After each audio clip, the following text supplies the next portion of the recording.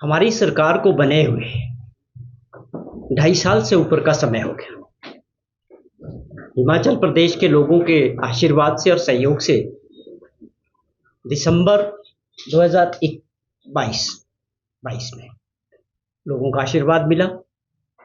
ठाकुर सुखविंदर सिंह सुक्खू जी की अध्यक्षता में कांग्रेस पार्टी की सरकार बनी। वो लगातार एक बात को कहते थे हर जगह, हर मीटिंग में और सरकार बनने के बाद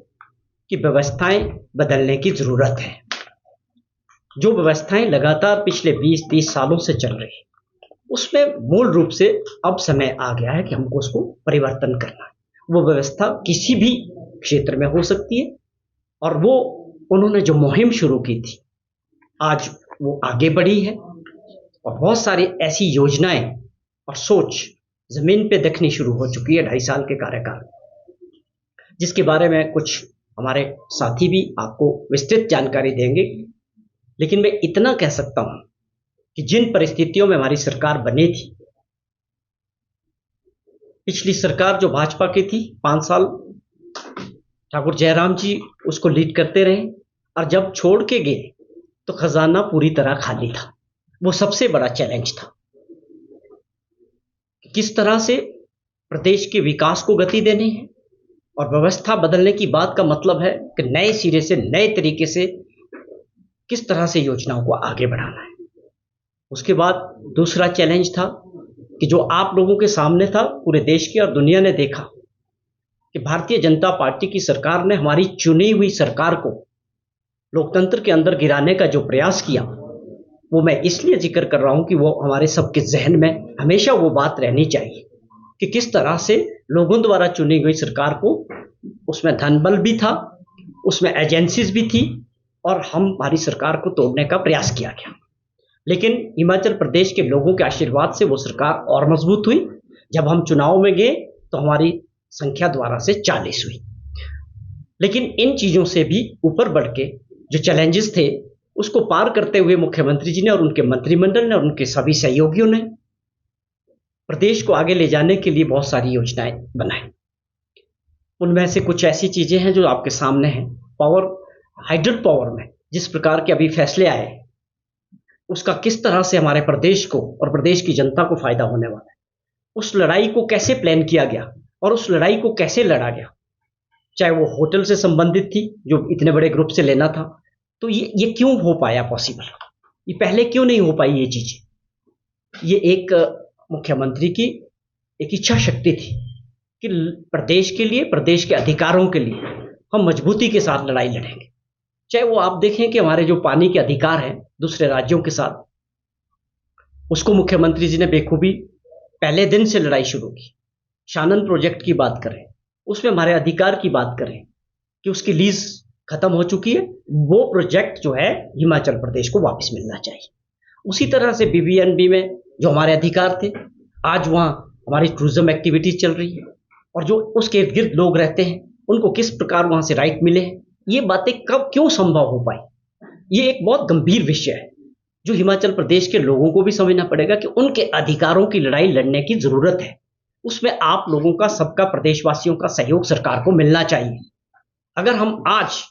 अपने अधिकारों की लड़ाई नहीं लड़ेंगे, उसके बारे में चिंता नहीं करेंगे, सोचेंगे नहीं, तो हमारा जैसा पहाड़ी राज्य और भी गरीब होता चला जाएगा। हमारे अपने रिसोर्सेज है नहीं है, हम स्पेशल कैटेगरी स्टेट है, हमको पूरी तरह से भारत सरकार पर निर्भर करते हैं। अगर भारत सरकार या विपक्ष के नेता जो हिमाचल प्रदेश में बात करते हैं, कुछ बात की कल भी कि किस प्रकार से आपदा की बात अभी पठानिया जी आपसे करेंगे पूरी तसलीफ में कि क्या क्या आपदा के दौरान 23 में और आज की आपदा में हुआ। और हिमाचल प्रदेश के जो विपक्ष है उनका मुझे लगता है कि चलो, हमें इस बात की खुशी है कि उनको सद्बुद्धि आई जो 23 में नहीं थी। आज उनको यह एहसास हुआ कि हमने जो है ये आगे बढ़ के कोशिश की, मुख्यमंत्री जी ने भी अपील की थी।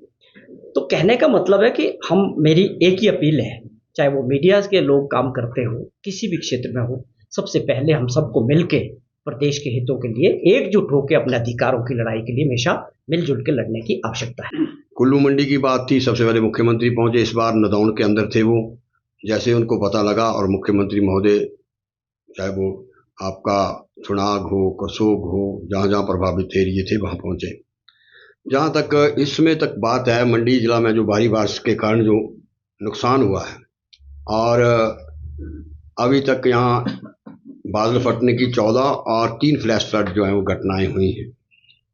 वहाँ पे जो मंडी के अंदर वैसे तो 84 हैं, मंडी के 15 लोगों की मौत हुई, 17 लोग लापता हैं,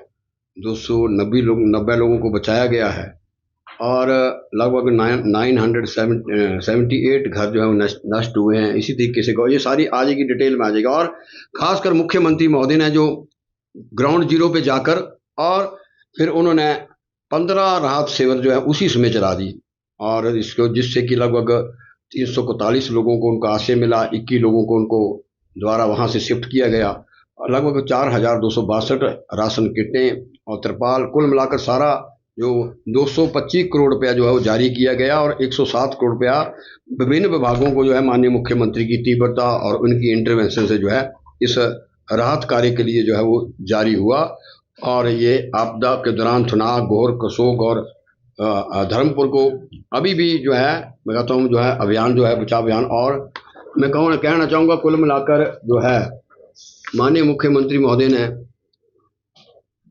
आगे होकर इस आपदा की लड़ाई में हिमाचल प्रदेश के लोगों के साथ वो खड़े रहे हैं।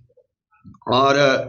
मुख्यमंत्री का दूरदर्शिता है कि जहां ग्राउंड जीरो पे पहुंचे, देश के होम मिनिस्टर से, देश के फाइनेंस मिनिस्टर से, और जहां जहां वो अपने हिमाचल के 70 लाख हिमाचलियों की आवाज़ को रखना चाहते थे, और खासकर आपदा को लेकर माननीय मुख्यमंत्री महोदय ने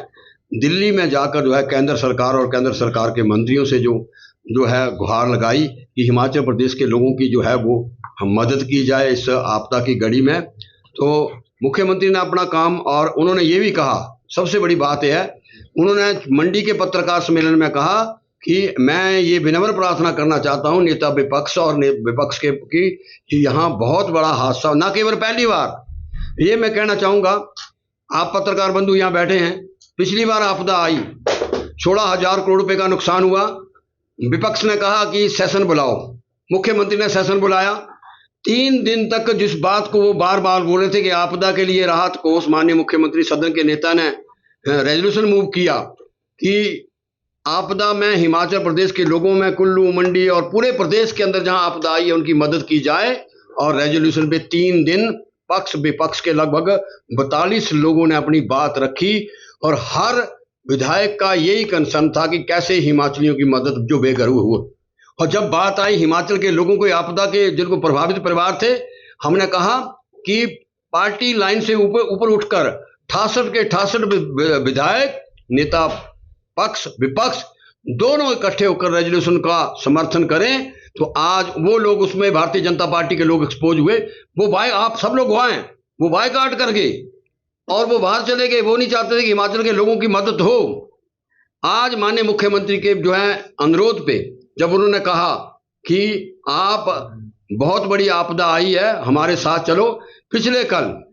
जहां मुख्यमंत्री जी सरकारी तौर पर अपना सारा पक्ष जो है वो रख के आए, देश के होम मिनिस्टर को मिले, जहां वो होम मिनिस्टर को मिले, थोड़ा लेट हो गए हैं मेरे साथी, होम मिनिस्टर को मिले उसी तीव्रता से जो है माननीय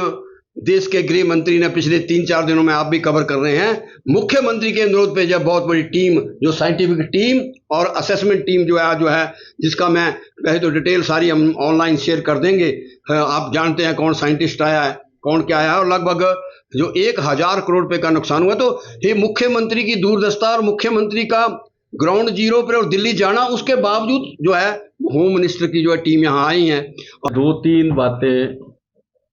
इस प्रदेश की जनता को क्लियर करना चाहता हूं, जिनके बारे में विपक्ष के लोग तरह तरह की भ्रांतियां फैला रहे हैं। आजकल विपक्ष ने एक बीड़ा उठाया है और वो सरकार को बदनाम करने के लिए युवाओं को भड़काने का कार्य कर रहे हैं, जिसमें हम जो जॉब ट्रेनिंग की योजना लेके आए हैं उसके बारे में तरह तरह की भ्रांतियां युवाओं में और प्रदेश की जनता में फैलाने का कार्य विपक्ष कर रहा है। मैं इसके बारे में स्पष्ट करना चाहता हूं कि जो जॉब ट्रेनिंग सरकार ने योजना चलाई है उसका उद्देश्य मात्र नए कर्मचारियों की दक्षता को बढ़ाना और नए जो भर्ती किए जाने वाले हमारे युवा हैं उनको एक यूनिफॉर्म पॉलिसी के अंडर लाना, ये मात्र उद्देश्य था। और पहले हम देखते हैं कि जब भी कोई भर्ती होती है तो उसके तरह तरह के नाम थे। कोई अनुबंध आधार उसको कहा जाता था, कभी एडहॉक कहा जाता था, कभी डेली बेस कहा जाता था। तो इन तमाम चीज़ों को समाप्त करके हमने एक नाम दिया है, वो है जॉब ट्रेनिंग। और उस जॉब ट्रेनिंग को नियमित समय के अंतर जो है वो नियमित किया जाएगा। पहले जब हम अनुबंध आधार पे भर्ती करते थे, उसमें पहले 12 साल में उनको पक्का किया जाता था, फिर 8 साल की पॉलिसी आई, फिर 5 साल की पॉलिसी आई, फिर 2 साल की पॉलिसी आई। यानी कि सरकारें अपनी सुविधा के मुताबिक उसको करती रही हैं। लेकिन हमारी सरकार ने इन सारी चीज़ों को दरकिनार करते हुए एक सेट पॉलिसी जो है युवाओं की भर्ती के लिए की है, और उसका नाम जॉब ट्रेनिंग रखा है। अब इस जॉब ट्रेनिंग में कहा जा रहा है कि इसमें जब रखेंगे तो उसके बाद फिर दोबारा टेस्ट देंगे, ऐसी कोई बात नहीं। माननीय मुख्यमंत्री जी ने भी कल इस चीज़ को क्लियर किया है कि ऐसी भ्रांतियां जो फैलाई जा रही हैं वो निरर्थक हैं, वो झूठी हैं। जब एक बार नियुक्ति होगी तो जॉब ट्रेनिंग 2 वर्ष के बाद जो है वो नियमित होगा, और उसके बाद कोई भी टेस्ट जो होगा वो उसकी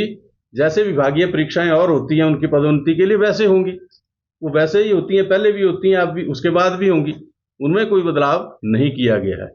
लेकिन यहाँ भ्रांति ये फैलाई जा रही है कि पहले जॉब ट्रेनिंग रखे जाएंगे, फिर उसके बाद दोबारा से उनका टेस्ट होगा। ऐसा कुछ नहीं है, ये जो है विपक्ष के द्वारा फैलाई गई एक अफवाह है। तो ये मैं प्रदेश के युवाओं को इसके लिए इस बात की आश्वासन देता हूं कि सरकार की तरफ से ऐसी कोई योजना नहीं है। सरकार ने मात्र जो अनुबंध नाम था या एडहॉक नाम था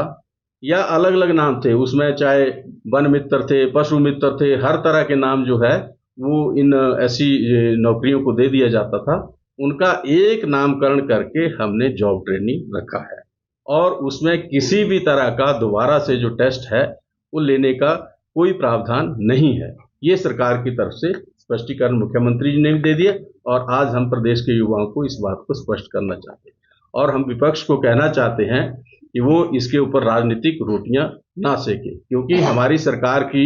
मंशा बहुत क्लियर है। हम प्रदेश के युवाओं को रोजगार देने के लिए वचनबद्ध हैं, और इसकी हमने गारंटी दे रखी है। और मैं बताना चाहता हूं कि इस वक्त इन 2.5 वर्षों में प्रदेश सरकार ने 42,000 जो रोजगार हैं वो सरकारी क्षेत्र में दिए हैं। 42,000 रोजगार सरकारी क्षेत्र में हमारी सरकार ने 2.5 वर्षों में दिए हैं, और 70,000 रोजगार हमने जो गैर सरकारी क्षेत्र है उनमें दिए हैं। तो हमारी सरकार रोजगार देने के लिए वचनबद्ध है और प्रयासरत है। जबकि पिछली जयराम सरकार ने 5 वर्षों के अंदर मात्र 20,000 सरकारी नौकरियां दी थी।